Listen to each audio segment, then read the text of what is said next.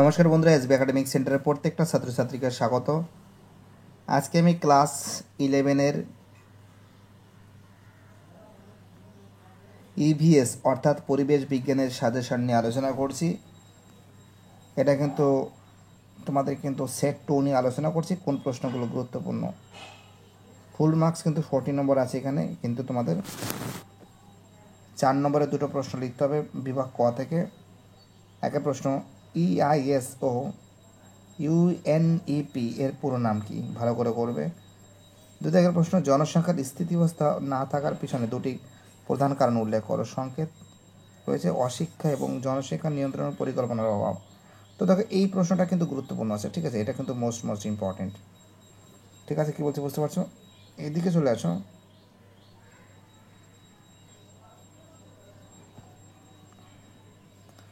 তিন প্রশ্ন, সুস্থায়ী উন্নয়নের ভূমিকা আছে এমন দুটি সরকারি সংস্থার নাম লেখো।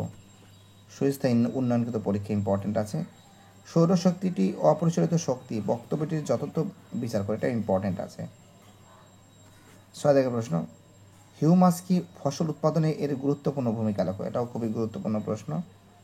7 প্রশ্ন, বেলে মাটিতে যে ফসল ভালো হয় না না হওয়ার দুটি কারণ লেখো। এটাও পড়বে, কারণ বেলে মাটিতে তোমরা জানো জল ধারণ ক্ষমতা খুবই কম, উর্বরতা খুবই কম। এবং 8 প্রশ্ন, মাটির জল কয় প্রকার ও কী কী? ঠিক আছে, মাটির জল কয় প্রকার ও কী কী? এই প্রশ্নগুলো কিন্তু ভালো করে তোমরা পড়বে, ঠিক আছে? কি বলছি বুঝতে পারছো? তো দেখো, এখানে কিন্তু যে কোনো 4টি প্রশ্নের উত্তর দাও। এসে কিউব আছে, বায়োগ্যাস ইম্পর্টেন্ট পড়বে, বায়োগ্যাসটা খুবই গুরুত্বপূর্ণ পরীক্ষা দেয়। প্রচলিত শক্তি এবং অপ্রচলিত শক্তির সুবিধা অসুবিধা লেখাটা পড়বে। তার সঙ্গে পড়বে কয়লার প্রধান দুটি উপজাত পদার্থের নাম। 6 প্রশ্ন, খনিজ তেল বলতে কী বোঝায়, এটাও দেখে যাবে। উত্তর পূর্ব ভারতে পশ্চিম ভারতে একটি করে খনিজ তেল উৎপাদকের নাম লেখা, এটা ইম্পর্টেন্ট কোশ্চেন। 7 প্রশ্ন, প্রাকৃতিক গ্যাস ব্যবহারের দুটি সুবিধা লেখা, এটা ইম্পর্টেন্ট কোশ্চেন।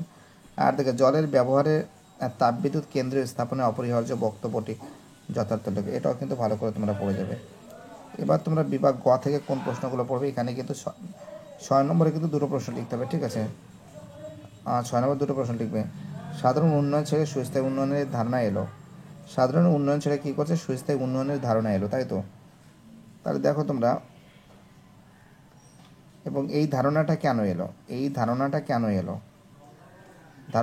এলো এবং সুস্থায়ী উন্নয়নের প্রধান বা প্রবীণ লক্ষ্যগুলি আলোচনা করো। 2 প্রশ্ন, সুস্থায়ী উন্নয়ন কৃষি ব্যবস্থা বাস্তবে সম্ভব হতে গেলে কী কী বিষয় গুরুত্ব দিতে হবে তা আলোচনা করো। এটা 2 প্রশ্ন ইম্পর্টেন্ট আছে, এটা ভালো করে পড়বে কিন্তু। এবং তার সঙ্গে 3 প্রশ্নটা ভালো করে পড়বে।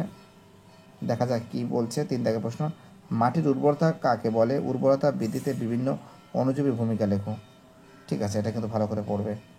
এবার দেখো, বিভাগ ঘ থেকে এখানেও কিন্তু 12 নম্বর থাকবে টোটাল কিন্তু, ঠিক আছে? 3টে প্রশ্ন থাকবে, 12 মানে দুটো লিখতে হবে। প্রথম প্রশ্ন, বাণিজ্যিক অবাণিজ্যিক শক্তি বলতে কী বোঝো? ভারতের বাণিজ্যিক শক্তির উৎসগুলির সংক্ষেপে আলোচনা করে, এটা দেখে যাবে আর কি। কিন্তু 2 প্রশ্নটা খুবই গুরুত্বপূর্ণ প্রশ্ন। ভারতের চিরাচরিত অচিরাচরিত বিদ্যুৎ শক্তির উৎস ও ভূমিকা সম্পর্কে লেখো। এবং 3 প্রশ্ন, যে শক্তি সম্পদের মধ্যে নিহিত শক্তির বৈশিষ্ট্য অনুযায়ী শক্তির সম্পদের কয় প্রকার ও কী কী তাদের সংক্ষিপ্ত পরিচয় দাও।